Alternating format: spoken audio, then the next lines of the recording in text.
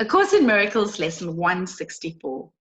Now are we one with Him who is our source. You can find lesson 164 on page 311 and 312 in your workbook for students. Now are we one with Him who is our source.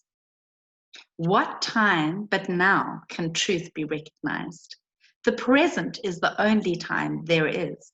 And so today, this instant, now, we come to look upon what is forever there, not in our sight, but in the eyes of Christ.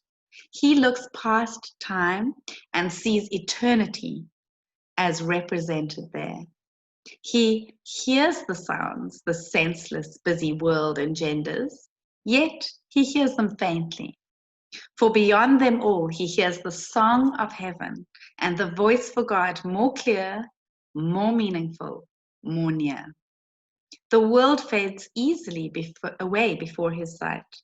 Its sounds grow dim. A melody from far beyond the world increasingly is more and more distinct, an ancient call to which he gives an ancient answer. You will recognize them both, for they are but your answer to your Father's call to you. Christ answers for you, echoing yourself, using your voice to give his glad consent, accepting your deliverance for you. How holy is your practicing today, as Christ gives you his sight and hears for you and answers in your name the call he hears. How quiet is the time you give to spend with him beyond the world. How easily are all your seeming sins forgot and all your sorrows unremembered. On this day is grief laid by, for sights and sounds that come from nearer than the world are clearer to you who will today accept the gift he gives. There is a silence into which the world cannot intrude. There is an ancient peace you carry in your heart and have not lost. There is a sense of holiness in you the thought of sin has never touched. All this today you will remember. Faithfulness in practicing today will bring rewards so great and so completely different from all the things you sought before that you will know that here your treasure is and here your rest. This is the day when vain imaginings part like a curtain to reveal what lies beyond them. Now is what is really there made visible, while all the shadows which appeared to hide it merely sink away. Now is the balance righted, and the scale of judgment left to him who judges true. And in his judgment will a world unfold in perfect innocence before your eyes. Now will you see it with the eyes of Christ. Now is its transformation clear to you. Brother, this day is sacred to the world. Your vision, given you from far beyond all things within the world, looks back on them in a new light, and what you see becomes the healing and salvation of the world.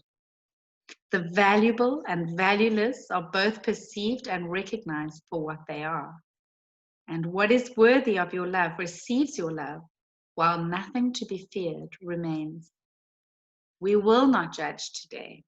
We will receive but what is given us from judgment made beyond the world. Our practicing today becomes our gift of thankfulness for our relief from blindness and from misery. All that we see will but increase our joy because its holiness reflects our own. We stand forgiven in the sight of Christ, with all the world forgiven in our own. We bless the world as we behold it in the light in which our Savior looks on us and offer it the freedom given us through his forgiving vision, not our own. Open the curtain in your practicing by merely letting go all things you think you want. Your trifling treasures put away and leave a clean and open space within your mind where Christ can come and offer you the treasure of salvation. He has need of your most holy mind to save the world. Is not this purpose worthy to be yours? Is not Christ's vision worthy to be sought above the world's unsatisfying goals? Let not today slip by without the gifts it holds for you, receiving your consent and your acceptance. We can change the world if you acknowledge them. You may not see the value your acceptance gives the world, but this you surely want. You can exchange all suffering for joy this very day.